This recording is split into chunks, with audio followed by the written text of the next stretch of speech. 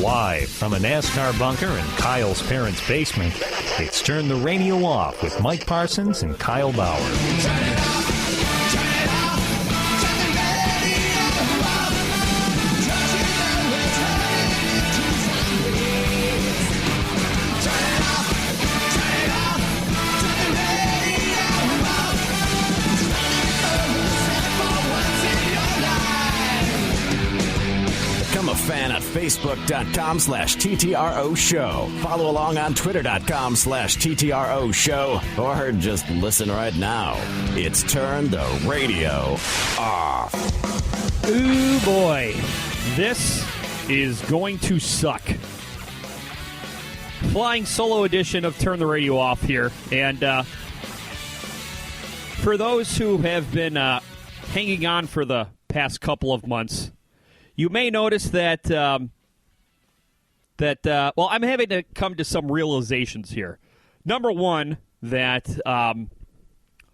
this hobby, I guess, I won't call it a podcasting career, but my podcasting hobby is, I'm in denial that it's in a state of flux. Those who listen to the weigh-in, it's been very sporadic, and Turn the Radio Off, it's a struggle to do every week. And, look, it's nobody's fault. I mean, with the weigh-in, Fred he's a very important person within his community, and his work schedule here is it's busier than it's been in a long time. And, pardon me, we haven't really done a great job of planning ahead. And with Turn the Radio Off here, it just seems that, well, here's the sad fact, okay? We're a couple of 30-year-old dudes podcasting from a basement. And it used to be much easier to get together for 1 hour a week consistently to do this because, well, life was different, right? We're getting older. We have more responsibilities, whether it be family or relationships or jobs. And we don't live as close to each other as we used to. So I've come to the realization that if I want to continue putting out podcasts, that I have to at least learn how and become somewhat comfortable with doing it myself because it's a lot to ask. It really is a lot to ask somebody to carve out an hour of their week, more like 2 to 3 when you factor in travel time, to do this when you're not getting paid. And look, I hope that Kyle and I, Fred and I, continue to do our podcast for many, many years and have a lot of fun and become successful at it. But you have to come to realizations, and you have to start planning ahead, having contingency plans. And I have a couple of different affiliates for my different podcasts, and sometimes I just have to suck it up and do it myself. So that's what I'm going to do. Hopefully it's not a total dumpster fire, but I can't make any promises it's not, even with 2 of us here. And speaking of terrible realizations, I made a terrible realization about myself this week. I think I might be a racist.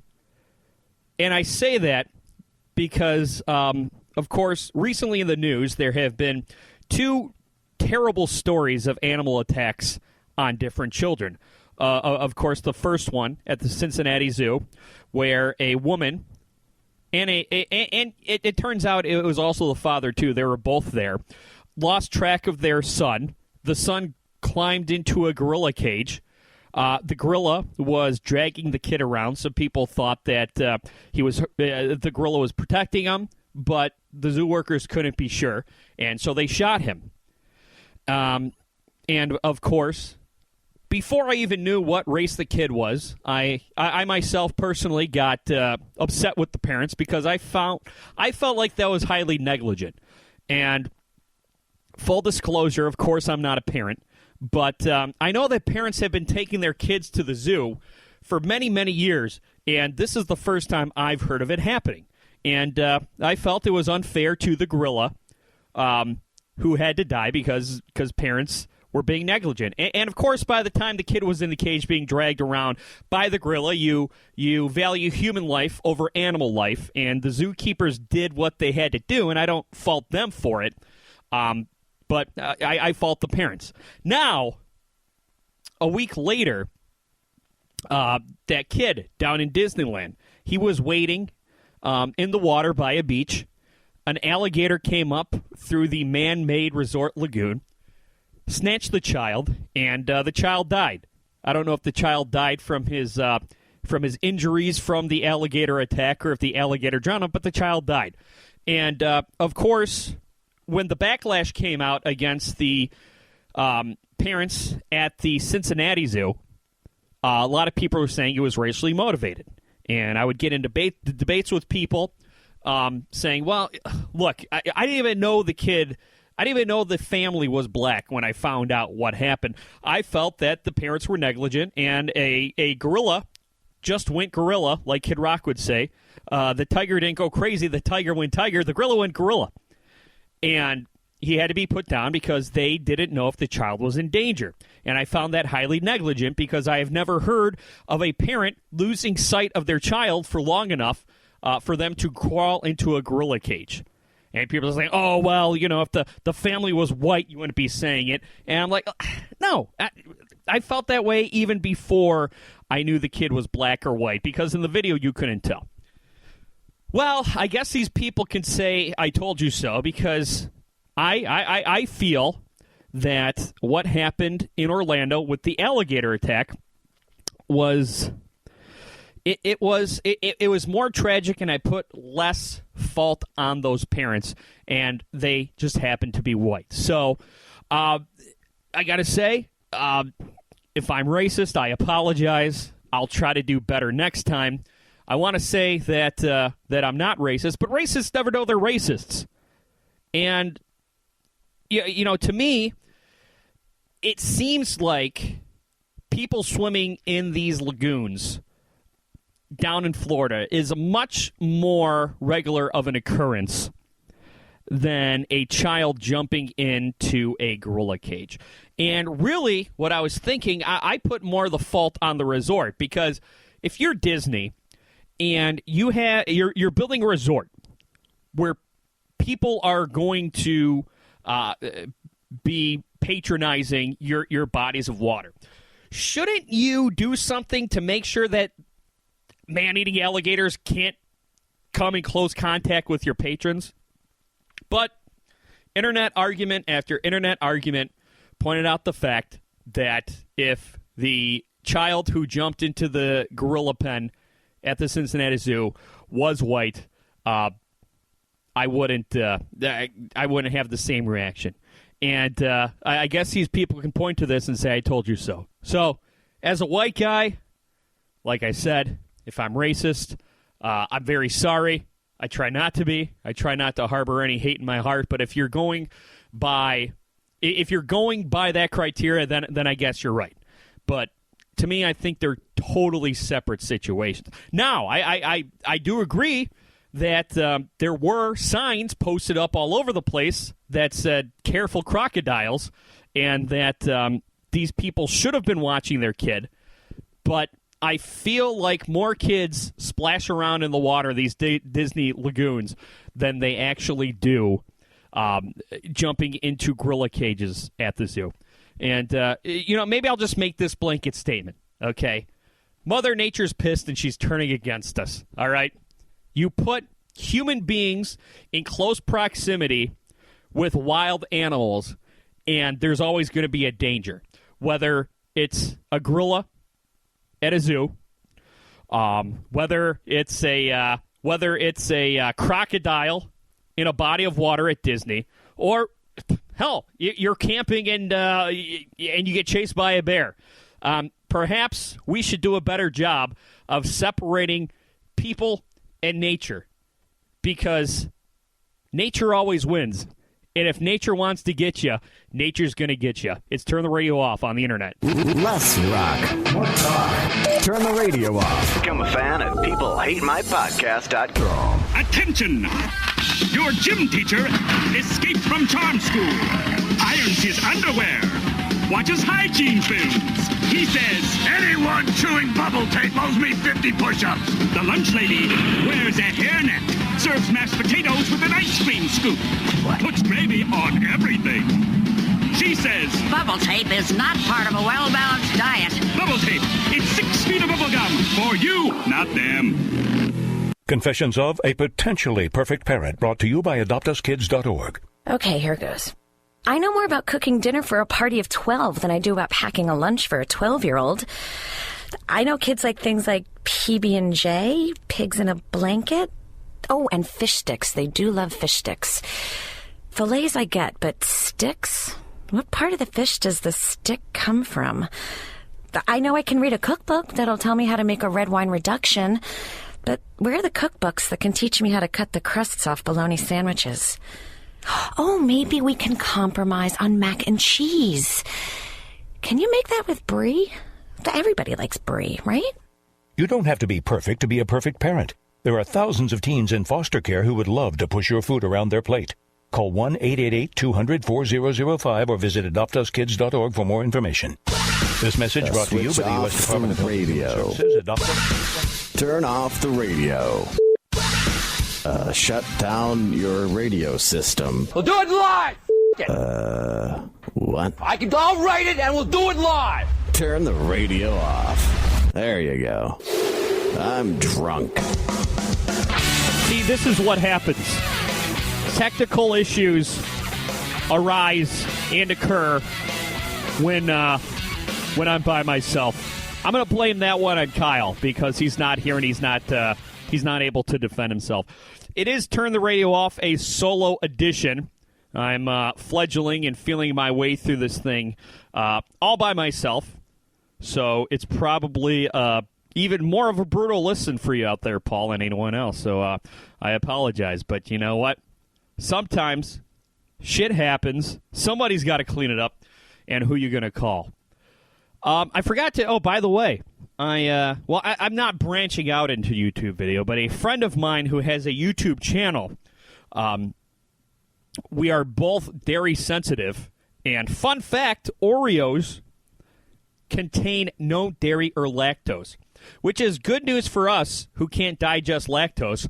But for the rest of you, you're probably wondering, well, what the hell kind of chemicals have I been eating if there's no dairy in these cookies that have a cream filling? And they do amazing things with this cream filling. They got so many different flavors out now. And my friend Sarah Shack from In the Mitten, just find her on Facebook, In the Mitten, or at Sarah In the Mitten on Twitter. We did a 15-minute review on Oreos. So go there and see how long you can stand watching me feed my fat face. And post your times. Maybe whoever lasts the longest will get a prize or something. I don't know. So good news and bad news. Good news is that if you have been a customer of Ticketmaster for the past nearly 20 years, you may have some free tickets coming your way.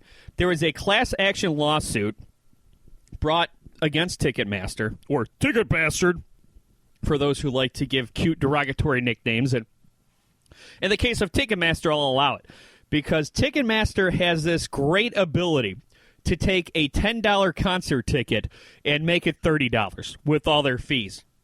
Somebody got mad as hell. They said, I'm not going to take this anymore. And they brought a class action lawsuit against them back in 2003. And finally, it's been settled. And finally, Ticketmaster is, quote-unquote, settling up with their customers. And like I said, this is all over exorbitant extra fees. Someone took him to court, said, this is horse shit that you're charging us these fees. The courts agreed. And now they have to give away free tickets and discount codes. Woohoo! And Saturday night, I found out this news. I went to my account. I clicked vouchers redeemable. And it turns out I have 7 pairs of free tickets coming my way. And I'm thinking to myself, oh, hell yeah. I am. My entertainment budget is set for the next 4 years. Bad news. They are only redeemable at certain events, and there is a list of those events is nowhere to be seen. And I think that I think that it's probably going to take them. Let's see. The original lawsuit was brought against them in 2003, and they just settled up in 2016. So I think it's going to take them another 13 years to release the list of events that are eligible for these free ticket codes as part of this class action lawsuit. And what they did is they took all of the concert tickets purchased through them from 1999 through 2013, so 14 years, and based on the amount of tickets you brought in that set of time, you get a certain amount of tickets. And I am going to guess that it's going to take another 13 years for them to release that list. I think that Ticketmaster is going to pull as many shenanigans as legally possible, and they're going to make it as tough as possible for those of for us to redeem our tickets. I have a feeling that when they finally release the events, they're going to be the $5 voucher type events that you get for free anyway at DTE. You just pay $5 for parking. Or you're not going to find out about it until a couple hours before the show. I think they're going to sit around on these shows. They're going to take shows that aren't well attended, aren't selling very well, and a couple hours before the actual show, they're going to release it. I see Ticketmaster trying to throw as many obstacles in front of us as humanly possible, because they don't want to give away all these free tickets. I mean, I went to a lot of concerts between the year of 2001 and 2007ish, but I know people who go to a lot more concerts than me. So if I'm getting 7 pairs, which equals 14 free tickets, they are probably losing their ass on this. So I'm not too excited just yet, and I'm highly, highly skeptical because Pearl Jam did not boycott them in the 90s for nothing. They did not garner the nickname Ticket Bastard for nothing. So my jubilation was short-lived, and a terrible reality is sinking in. And I hope I'm wrong. I hope by the time this podcast sees the light of day that that I'm proven to be wrong. But I don't see that happening. It's Turn the Radio Off on the Internet. Turn the radio off. With Mike Parsons. No drug dealers living next to me. Pretty good deal. Kyle Bauer. Yeah. PeopleHateMyPodcast.com. Welcome back. You know, for 25 years, he's never rolled over about fighting crime. Welcome, McGruff the Crime Dog. Thanks, Joy. I got 2 words to make streets safer. Coffee cake. Yeah, the cook eats the poison coffee cake. And No, you invite neighbors over for a cup of coffee to discuss the problems on your street and what to do about them. But still, a 10-pound cake dropped on a bad guy's foot could help. Couldn't hurt. Going to WePrevent.org could help, too. A message from the U.S. Department of Justice, Crime Prevention Coalition of America, National Crime Prevention Council, and the Ad Council. It's sometime in the future. The ultimate challenge. Crossfire. Crossfire! You get caught! Crossfire! Crossfire! You get caught! Crossfire! Crossfire! Crossfire! Crossfire! You'll get caught up in it. Turn the radio off. Tell your friends about us. Make them like us on Facebook. I am not sure if we are broadcasting properly. Turn the radio off. Online and worldwide. TTROshow.com. Now, I would not dream, without Kyle being here, of breaking down the NBA Finals. Because I have to admit, I barely watch any basketball. And I would be exposed for the fraud that I am if I pretended to know anything about what I'm talking about. So, I'm led to 2 conclusions after watching the Golden State Warriors tank a 3-1 lead to the Cleveland Cavaliers. in the NBA Finals. Either up until the last game, these finals were a tough watch, or I just don't like basketball. And if I'm a Golden State Warriors fan, I would find this team incredibly frustrating because I don't feel like I'm watching a basketball game. I feel like I'm watching a very long game of horse. It seems like, you know what? Their strategy seems to be, and this is probably going to sound very ignorant, so I'm going to move off this topic really quickly, but watching them, it seemed like their strategy was similar to mine when I played NBA Jam, and Dick Vitale said, "He's on fire!" after scoring 3 baskets in a row. It seems like their strategy is to move the ball all around the court and just shoot from downtown. And it seems like all year people have been waiting for that to hurt them. And it looked like it wasn't going to. When they were up 3-1 going into Game 5, they lost Draymond Green.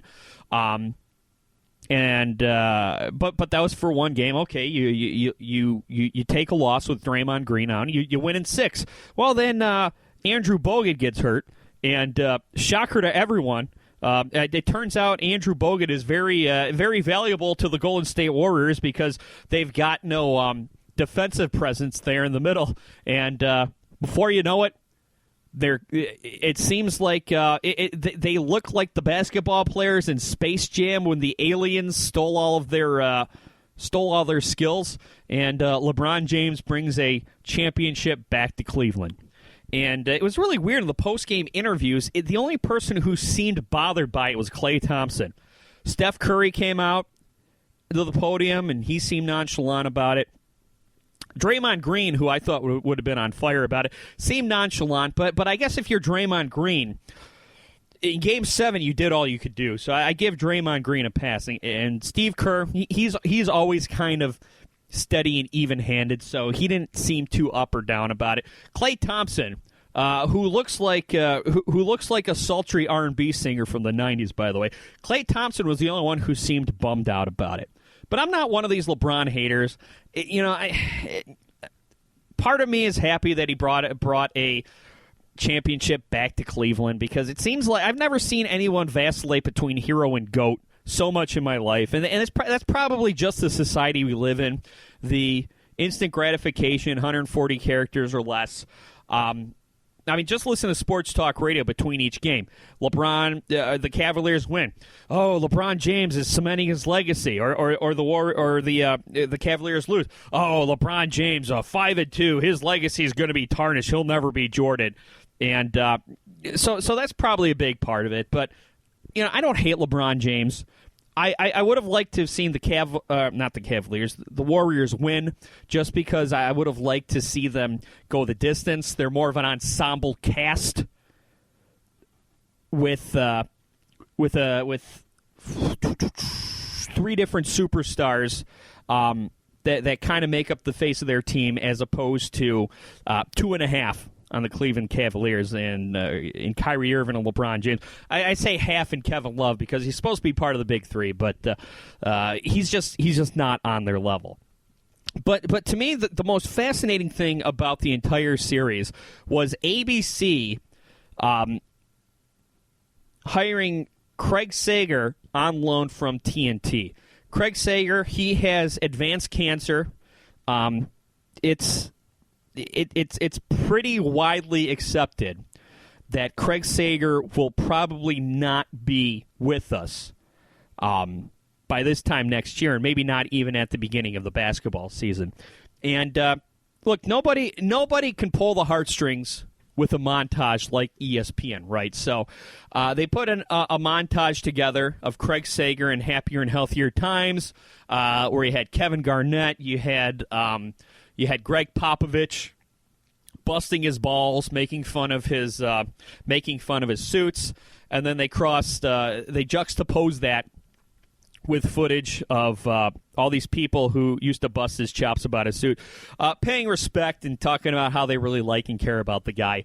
And I do have to say that ABC did it the right way. ABC, ESPN did it the right way.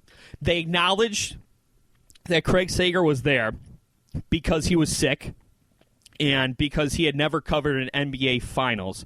But other than that, they didn't make a huge to-do about it. They didn't overplay it.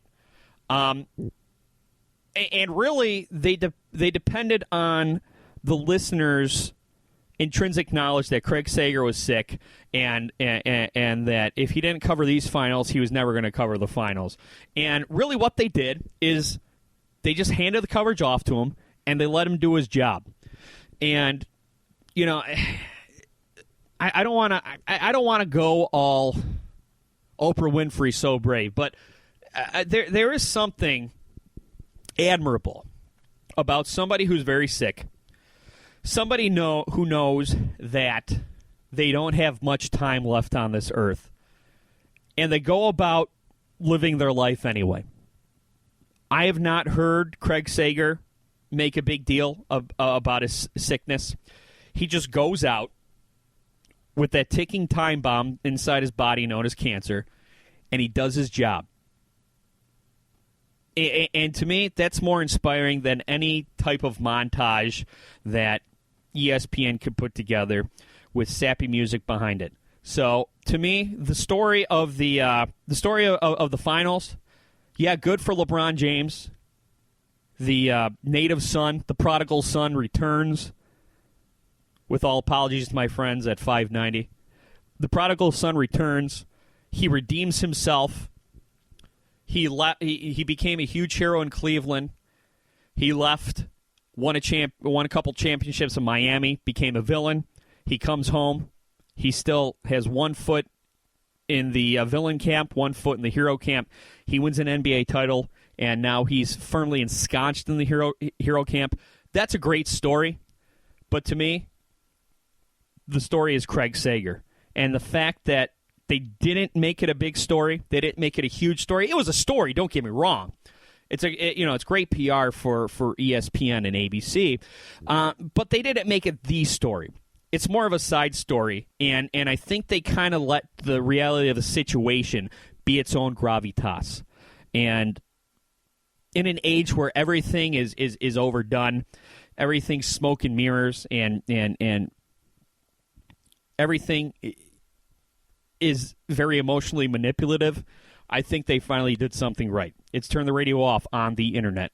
Turn the radio off with Machine Gun Mike Parsons. And guess what? Life isn't fair. You don't always get what you want. And Kyle Avocado Bauer. Oh, zombie preparedness kit. I'm a zombie. Lols, lols, lols. We'll be back in seconds. Turn the radio off. With more Turn the Radio Off. Got mail. On the Internet. Welcome back. You know, for 25 years, he's never rolled over about fighting crime. Welcome, McGruff the Crime Dog. Thanks, Joy. I got 2 words to make streets safer. Coffee cake. Yeah, the crook eats the poison coffee cake. And No, you invite neighbors over for a cup of coffee to discuss the problems on your street and what to do about them. But still, a 10-pound cake dropped on a bad guy's foot could help. Couldn't hurt. Going to weprevent.org could help, too. A message from the U.S. Department of Justice, Crime Prevention Coalition of America, National Crime Prevention Council, and the Ad Council. Welcome back. You know, for 25 years, he's never rolled over about fighting crime. Welcome, McGruff the Crime Dog. Thanks, Joy. What is Jack? Jack is great stuff. Oozy. Jack is stretchy. You can pull it. Make Jack sounds. How rude. Suck it up and squirt it out with a Gak Vac. Pump it up and blow it up with a Gak Inflator. Well, I never. Nickelodeon Gak comes in different colors, sizes, and playsets, each sold separately. Coming soon from Mattel. Disgusting. If they were strippers at Deja Vu, they'd be the 3 ugly ones. Turn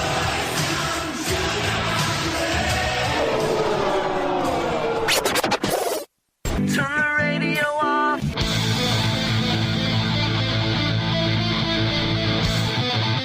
It's been a lot of OJ on TV. And I have to be honest, I'm not 100% sure why. I mean, I've enjoyed it. Don't get me wrong. I enjoyed the hell out of that FX series.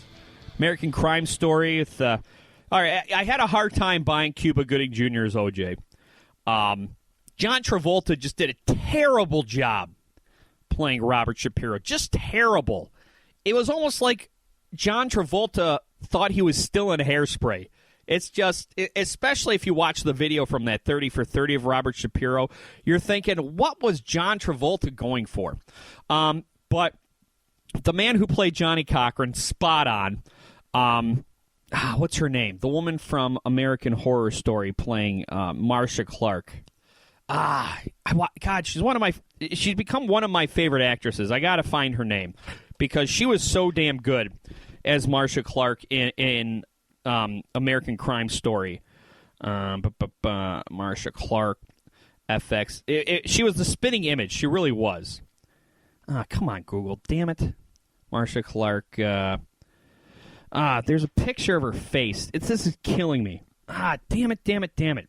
There's pictures of her all over the place, and it doesn't say her name. But I need to figure it out because... Oh, Sarah Paulson, that's right. Sarah Paulson was just the spitting image of Marcia Clark. And the rest of the series just had so many tropes and plots and themes that it was just an engaging watch. And there's an art to a television series or storytelling when you know what's going to happen at the end, right? Like we all know at the end of the O.J. trial for murder, he's acquitted and he doesn't go to jail. So the rest of the series has to be so good that you're on the edge of your seat even though you know exactly what's going to happen at the end. So the FX series was fantastic. And over the past week, I have to admit that I had no intention at all on watching the 5-part 30 for 30 O.J. Simpson, an American something something. As you can tell, the show is very well researched. But I was hearing people talk about it, and it's summer, and all of my stories are on reruns, and they're all on demand. So I decided to watch it.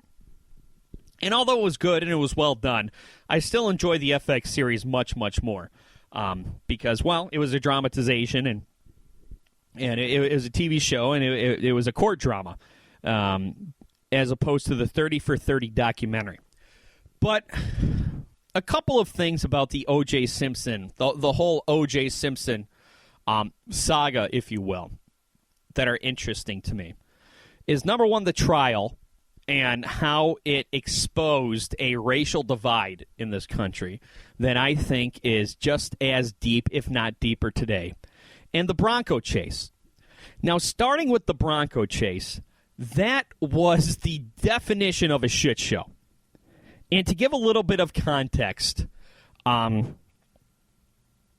course, O.J. Simpson was charged with the brutal slaying of his wife, Nicole Brown Simpson. And Robert Shapiro worked out a deal with the L.A. County District Attorney that he would deliver O.J. Simpson into their custody at 11 o'clock the morning of the Bronco chase. And I guess it was the 22-year anniversary came and went last week. Well, O.J. and his best friend A.C. Al Cowlings, who they've been best friends since high school. In fact, O.J. pulled the robbery on A.C.'s high school girlfriend, and she was O.J.'s first wife. And, of course, A.C. forgave and forget, and this guy's very, very devoted to O.J. Simpson. So he's driving the Bronco, and they lead LAPD on a low-speed chase. I mean, I think that I think I saw a guy in a wheelchair actually passing the Bronco from the helicopter video. I mean, it was just incredible. And this was coming off the Rodney King beating, which led to the riots in L.A. Before Rodney King, there was also a case where a Korean shop owner shot a young black teenager because she claimed that she was stealing from her store and was a threat. And the video showed that perhaps the young black teenager might have been stealing from the store, but she was walking away from the shop owner as the shop owner shot her. So she posed no threat. The jury found the shop owner guilty, but they didn't sentence her to any jail time. She got probation. So you've got the black community in L.A. with a deep, deep distrust for not only the police, but for the legal system as a whole. So now the LAPD, they have a very high-profile suspect driving down the freeway in a Bronco. On top of that, the whole world is watching via helicopter camera on cable. And so they have to be very, very careful because they do not want another PR nightmare here. So this thing goes on for hours and hours. And really, OJ's calling the shots.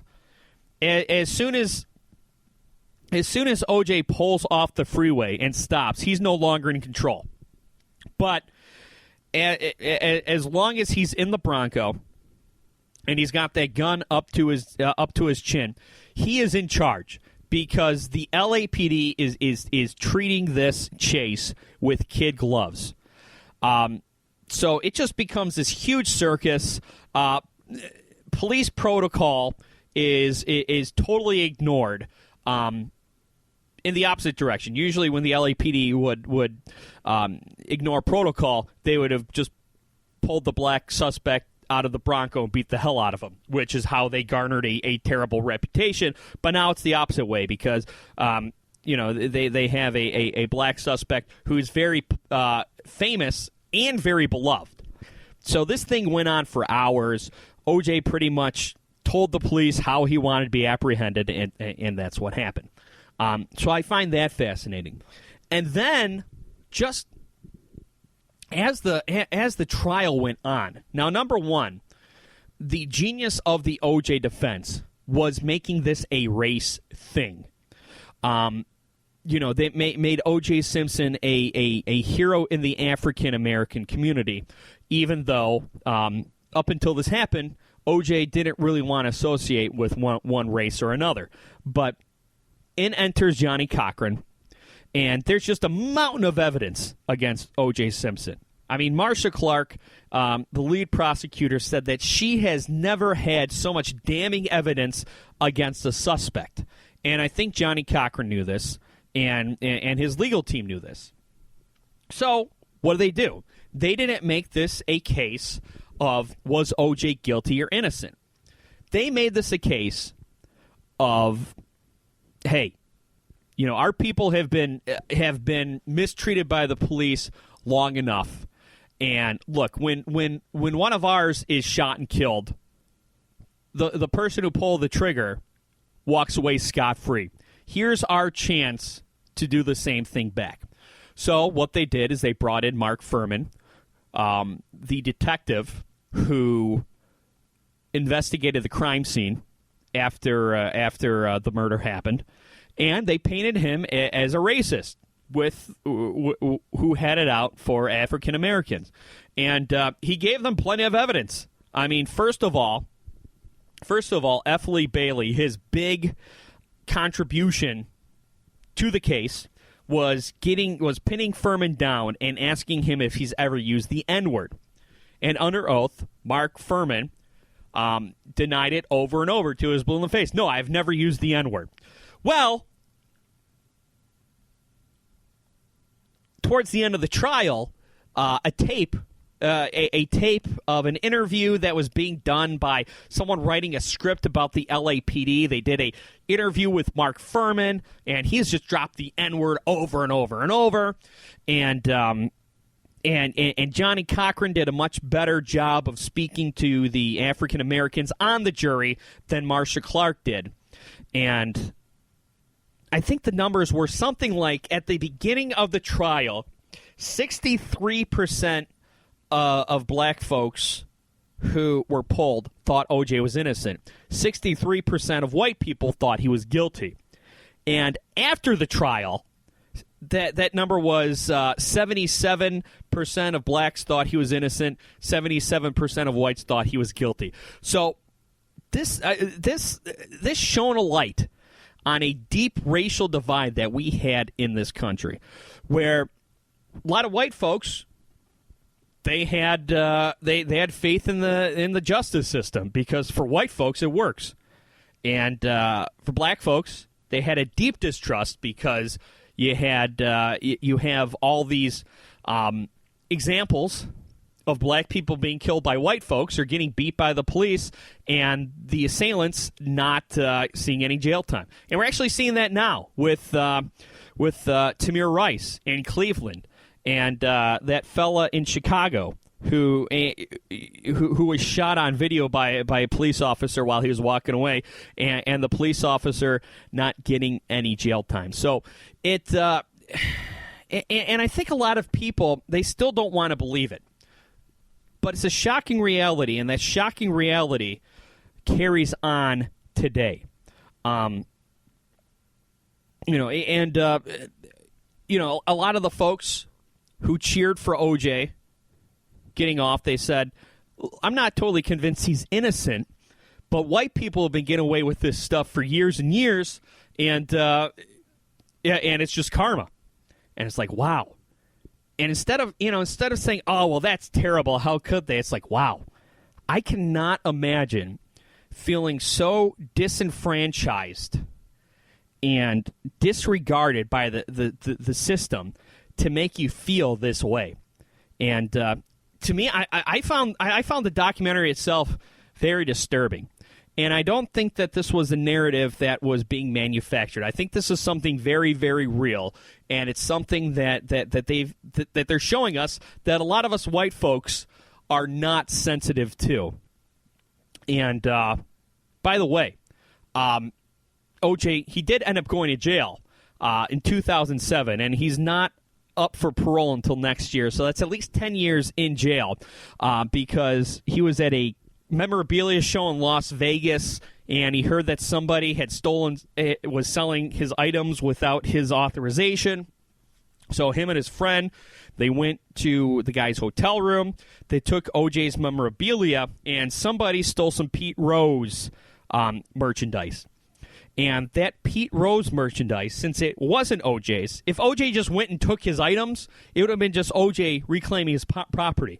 But somebody, whether it's OJ or one of his friends, grabbed a pillowcase full of Pete Rose memorabilia. And that was considered theft.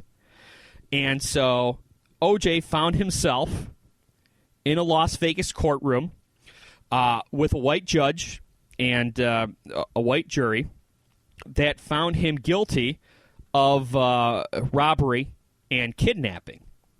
And what a lot of legal experts would have said would have been a 2-year jail sentence with probation tops turned into a 10-year jail sentence at a minimum. And a lot of people were thinking that this judge was getting their pound of flesh for what they felt like was a miscarriage of justice in the Nicole Brown Simpson murder case.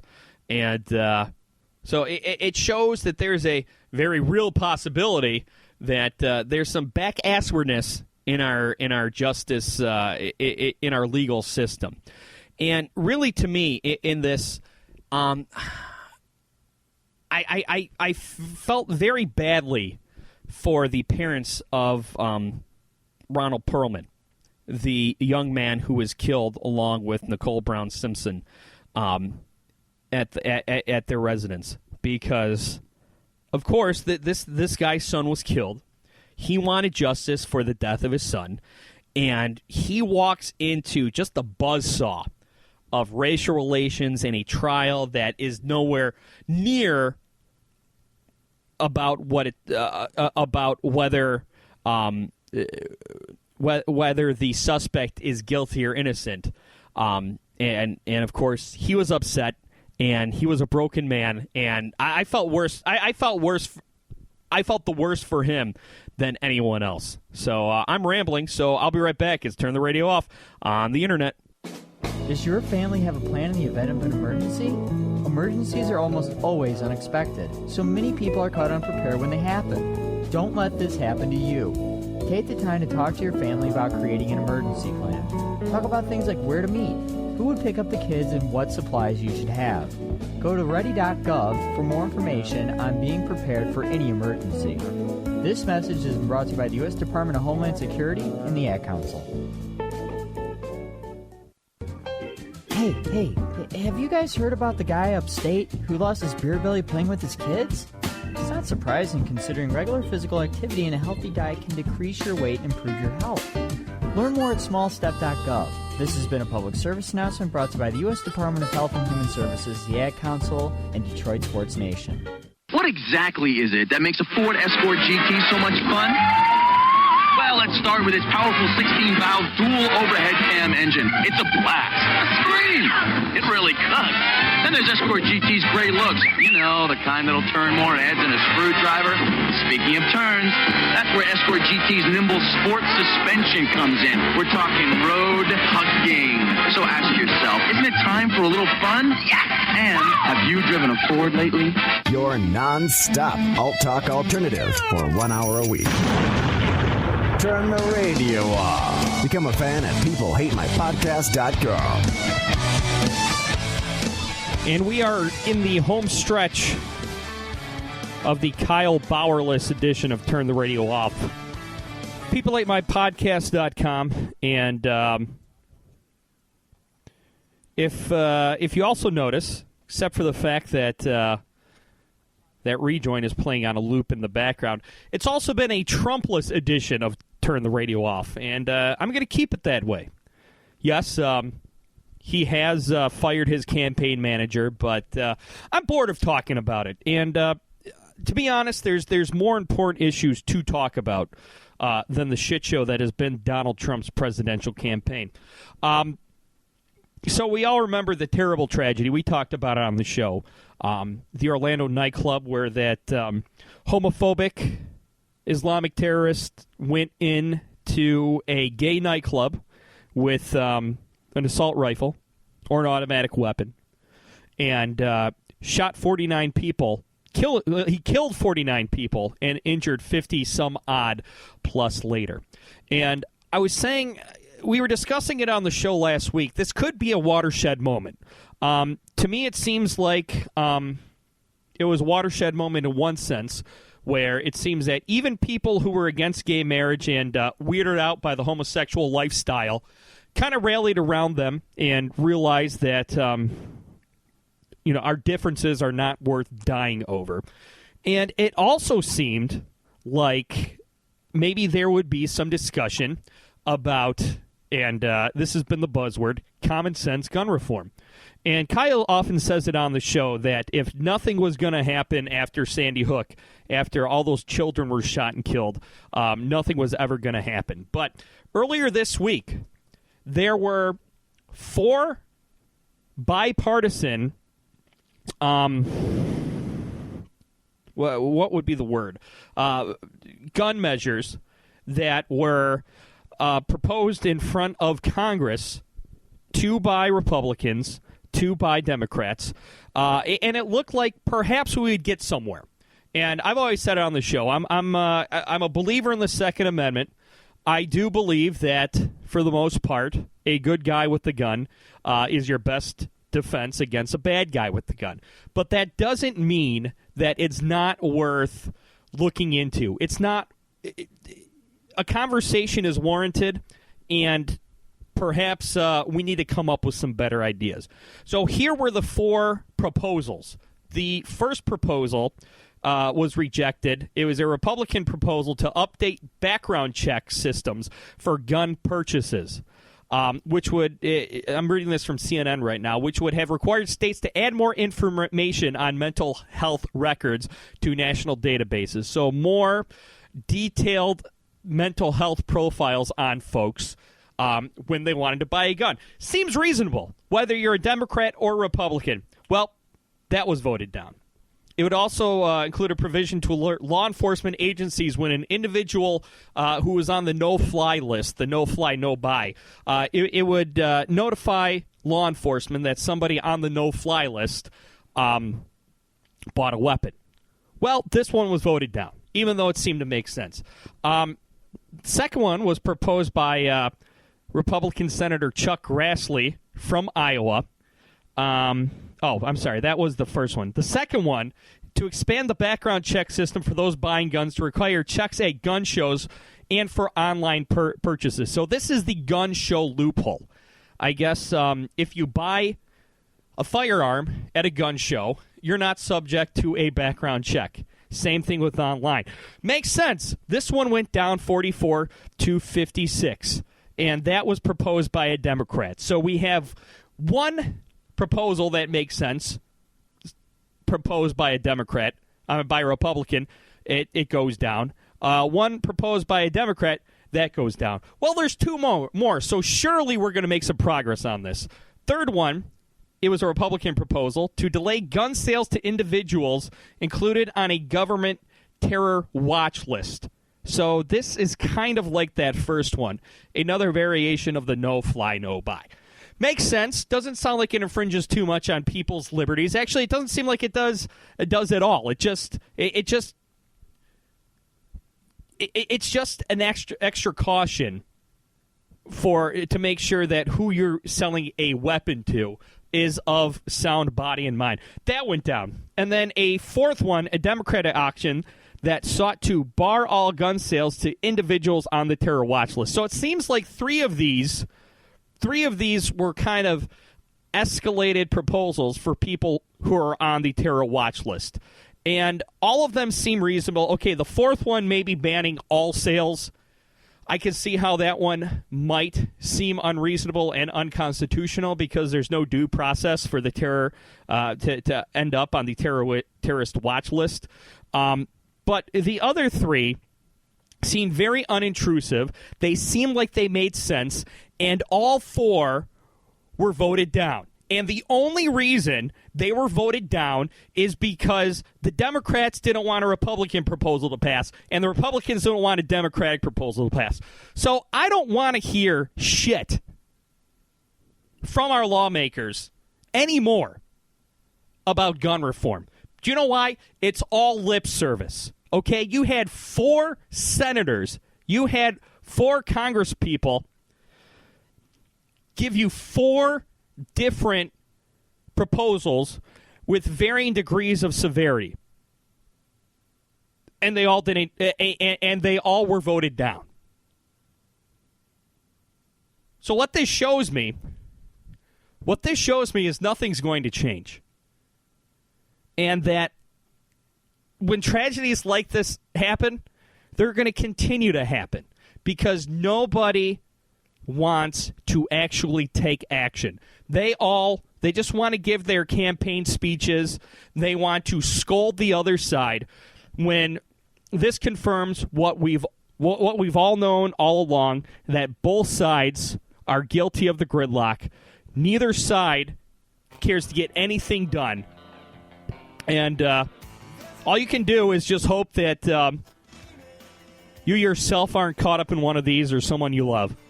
Absolutely disgusted with both Republicans and Democrats. And this is what we get.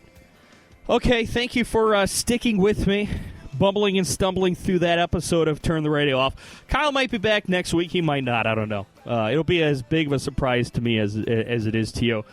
The new Blink-182 joint with Matt Skiba. I have to say, I am glad Tom is out of the band. I felt he was a liability. I felt that he was going in a different direction. This sounds promising. I'm not flipping out over it, but I'm a big fan of Alkaline Trio, big fan of Matt Skiba, and I think the new album will be good. Thanks for listening, Paul. Even though I know you probably hate Blink-182. Bye.